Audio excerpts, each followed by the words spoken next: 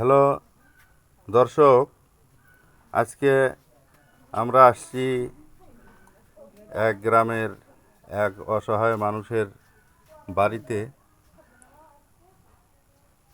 যার কিনা একজন ছেলে আজকে 14-15 বছর যাবত অসুস্থ হয়ে পড়ে আছে। আসলে কী ধরনের রোগী এটা এখনও জানা যায় নাই। 14-15 বছর যাবত এই রোগীটার চিকিৎসা করার জন্য কোনো ব্যবস্থা আজ অবধি করা সম্ভব হয়নি। রোগীর রোগীর বাবাকে জিজ্ঞেস করা হলে যে চিকিৎসা কেন করা হয়নি, তো উনি বলেন ভিন্ন কথা, যে আমরা গরিব মানুষ, চিকিৎসাপাতি করতে পারি না। আসলে ভাই, আপনার ছেলে কয়জন? 5 ছেলে। 5জন ছেলে। জি। এই ছেলে কয় নাম্বার ছেলে? 2 নম্বর। 2 নাম্বার ছেলে। তো কতদিন হলো অসুস্থ? 14 হতে 15-16 বছর 15-16 বছর হলো অসুস্থ হয়ে এইভাবে পড়ে আছে। পড়ে আছে। আসলে কি রোগ এটা, কি কি অসুস্থতা, এটা কি আপনারা জানেন? না। জানেন না? না। তাহলে এটা জানার চেষ্টা করেননি কেন?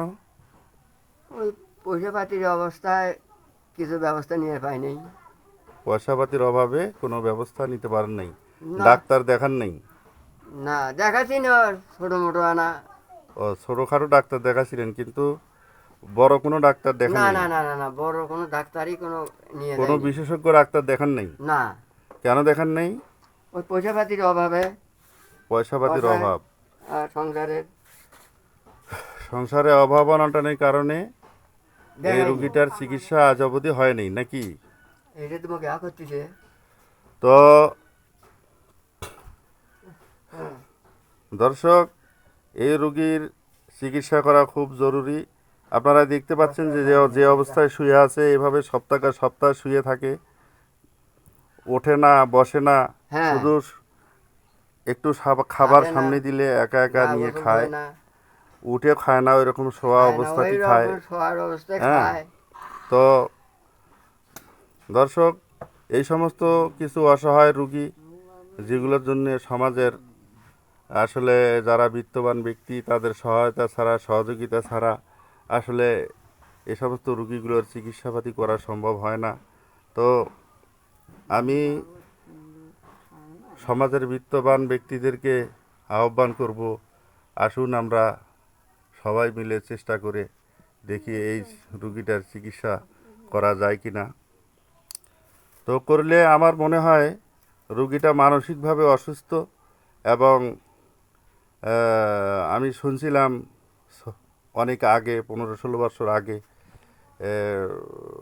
আরও একগুলো সমস্যা ছিল, সম্ভবত যৌন সমস্যা, যৌন রোগ এবং মানসিক ভারসাম্যহীনতার কারণে আজকে এরকম অসুস্থ হয়ে পড়ে আছে। আমার মনে হয় বেশ কয়েকজন ডাক্তার দেখানো লাগতে পারে। তো আসলে পয়সার অভাবেই, টাকা পয়সার অভাবেই দেখানো সম্ভব হয়নি। তো সমাজের বিত্তবান মানুষদেরকে আমি আহ্বান করব, আসুন আমরা সবাই মিলে এই সমস্ত রোগীদের পাশে দাঁড়াই এবং চিকিৎসার ব্যবস্থা করি, যাতে করে একটা মানুষ সুস্থভাবে বেঁচে উঠে স্বাভাবিক সংসার, স্বাভাবিক জীবনে ফিরে আসতে পারে। আজকে এ পর্যন্তই। দর্শক, আসসালামু আলাইকুম।